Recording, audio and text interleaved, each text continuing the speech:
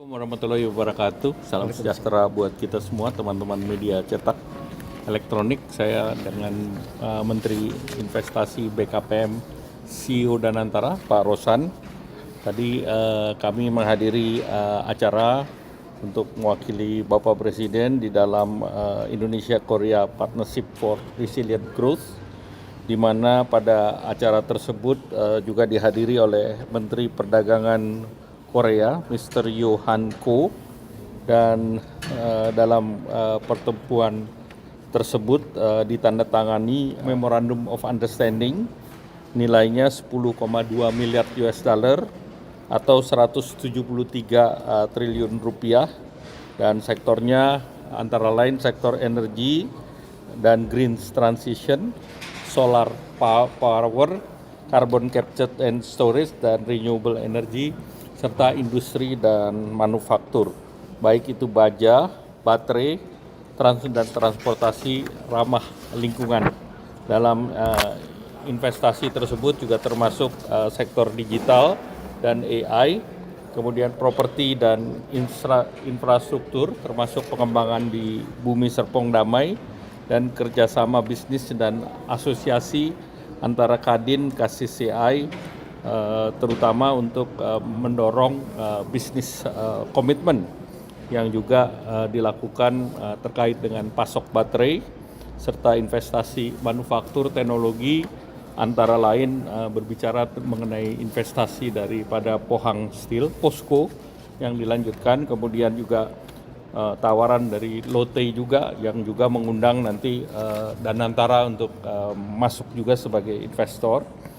Kalau kita lihat dengan kunjungan Bapak Presiden ke Jepang, itu juga menghasilkan MOU dengan investasi 23,6 miliar atau 401 triliun rupiah. Dan ini sektornya energi dan transisi energi, oil and gas, utamanya proyek Masela, komitmen untuk investasi, kemudian industri dan hilirisasi, keuangan dan inklusi finansial, SMBC dan pegadaian, dan juga investasi kelembagaan melalui JETRO dan juga Kadin, dan industri kreatif dan manufaktur. Artinya kunjungan Bapak Presiden kedua negara ini menghasilkan komitmen investasi sebesar 574 triliun rupiah. Dan ini sebuah angka yang sangat signifikan karena Indonesia dalam situasi geopolitik yang tidak menentu ini masih menjadi daya tarik bagi para investor, baik dari Jepang maupun Korea. Jepang sendiri merupakan peringkat ketiga dari investasi dan perdagangan, Korea di peringkat ketujuh.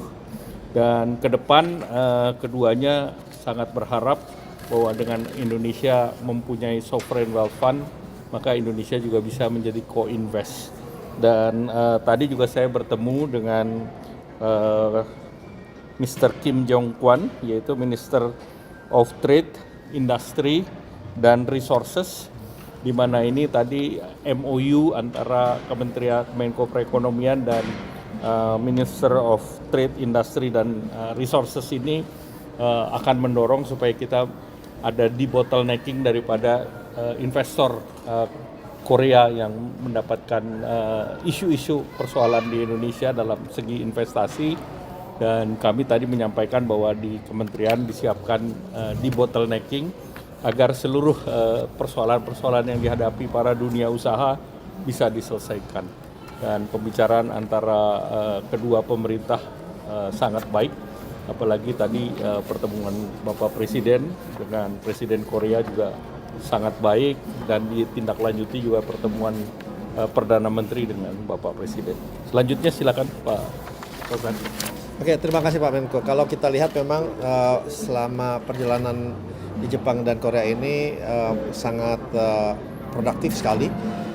Tadi sudah disampaikan karena event-event yang acara yang dibikin, baik itu yang di Jepang yang dihadiri oleh 300 pengusaha besar, kemudian kami dari Kementerian Investasi juga mengadakan sesi kecil dengan 12 pengusaha besar di Jepang, maupun tadi juga baru selesai dengan 11 pengusaha besar dari Korea, dan ini juga mereka bisa menyampaikan langsung ke Bapak Presiden inputnya, kemudian feedbacknya, dan juga apa kendala-kendalanya yang memang mereka ada di Indonesia, dan Bapak Presiden sangat responsif dan sangat terbuka, dan ini sangat-sangat direspon sangat positif oleh dunia usaha, sehingga kalau kita lihat di tengah gejolak politik maupun ekonomi di dunia ini, tapi kepercayaan dan minat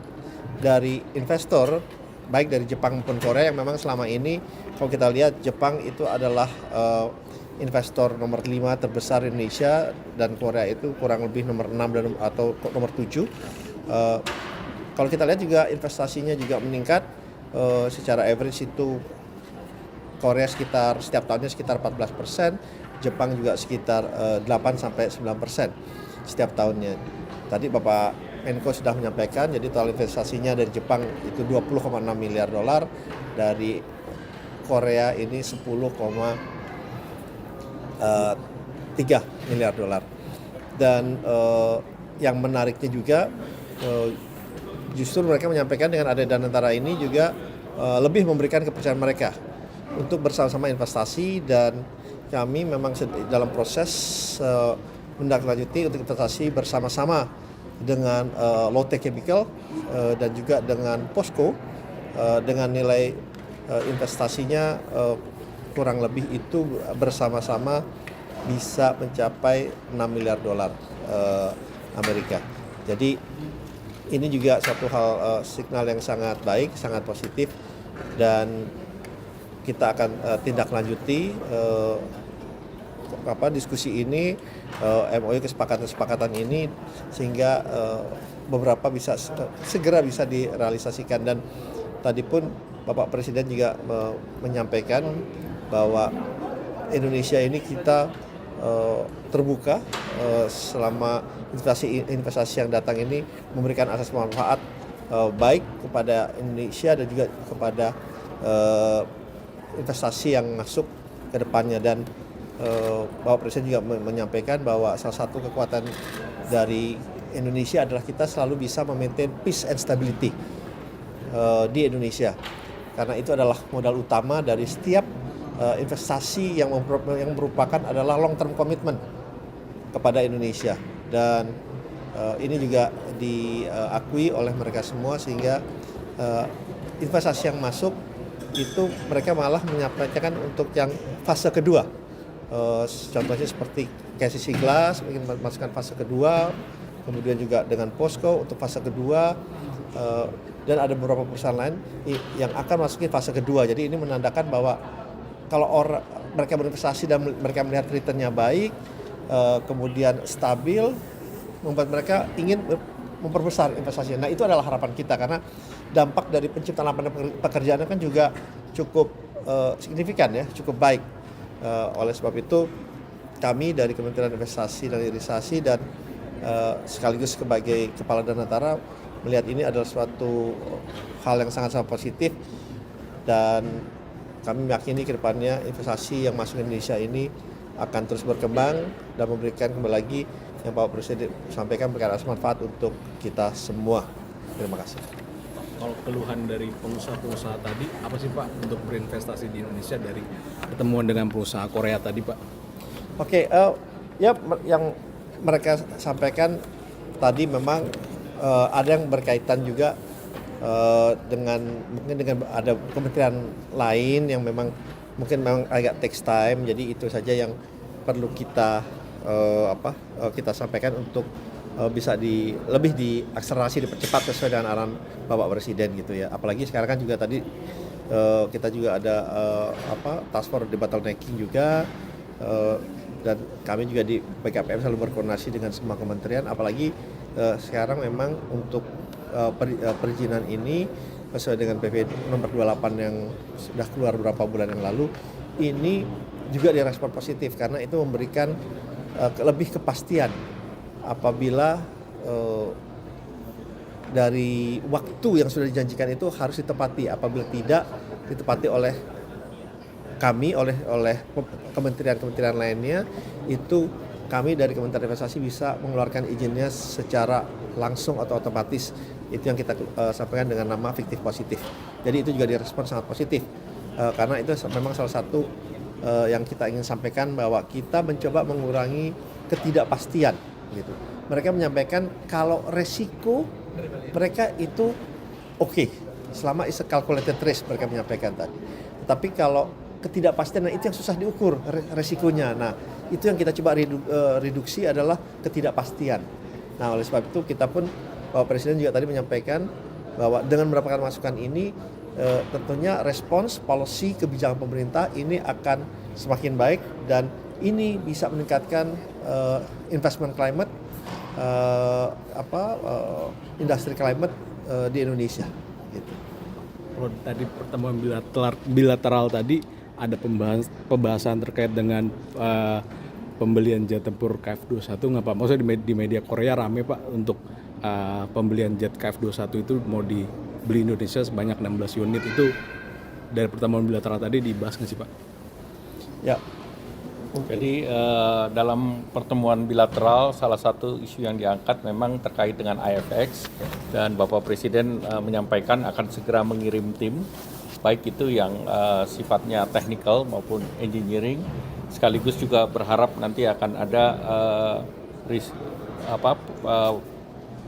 pembayaran proyek secara baru karena ini kan sudah mulai dibahas sejak waktu itu presidennya Pak SBY, kemudian dilanjutkan Pak Jokowi dan sekarang. Dan memang ada isu-isu teknis terkait dengan spesifikasi dan yang lain, tetapi harapannya ini akan diselesaikan dengan dikirimnya tim ke sana. Terus kemudian yang kedua yang juga dipersoalkan di sini adalah mengenai halal untuk industri makanan minuman dan sudah ada 5 lembaga di Korea yang sudah menandatangani MRA dengan BPJPH di Indonesia. Jadi isu halal ini sudah clear dengan Korea. Kemudian berikut juga ada mengenai intellectual property right. Nah, intellectual property right harapannya apa yang diberikan kepada negara lain itu juga sama dengan apa yang kita berikan kepada Korea. Dan itu tadi Bapak Presiden juga memberikan jaminan bahwa semua adalah diberikan pada level playing field.